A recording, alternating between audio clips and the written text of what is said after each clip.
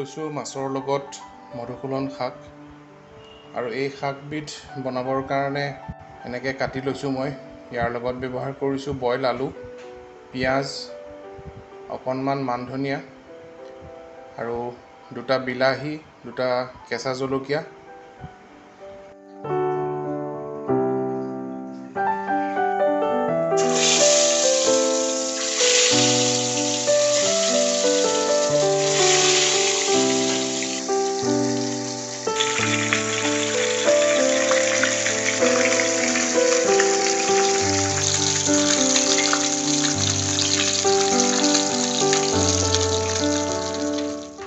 প্ৰথমতে দিম পাঁচফোৰণ, তাৰপিছত এটা শুকান জলকীয়া, পিঁয়াজ, কেঁচা জলকীয়া, এইখিনিতে এড কৰিম বিলাহী,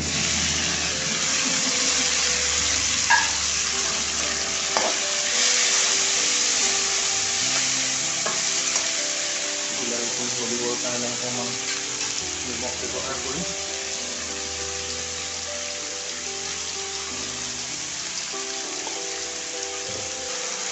এইখিনিতে দিম মই আলু, সিজাই থোৱা আলু পিটিকা, এড কৰিম হালধি পাউডাৰ, অকণমান ৰেড চিলি পাউডাৰ, অকণমান ধনিয়া পাউডাৰ মিলাব লাগিব।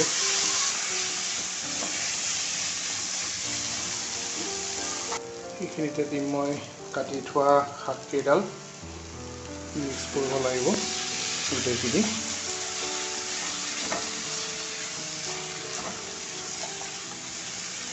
2 মিনিট তেনেকৈ ইয়াত ভাজি ল'ম। প্ৰথমতে প্ৰায় ভজা হৈ গৈছে, এতিয়া এড কৰিম পানী।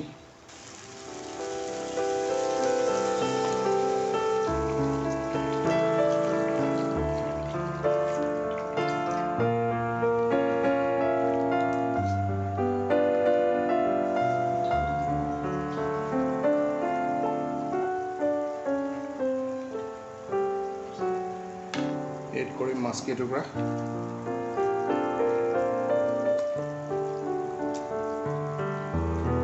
আৰু অকণমান নিমখ দিম, যিহেতু নিমখ কম দি থৈছিলোঁ।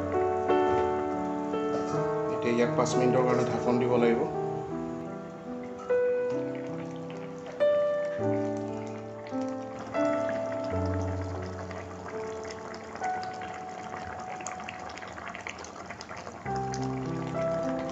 অকণমান মান ধনিয়া দিম। আমাৰ মাছৰ তৰকাৰী অলমষ্ট ৰেডি হৈ গ'ল। আমি পৰিৱেশন কৰিম ঠিক এনেকৈ কাঁহৰ কাঁহী বাতিত।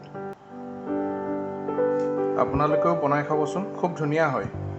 ঘৰত এবাৰ ট্ৰাই কৰিব।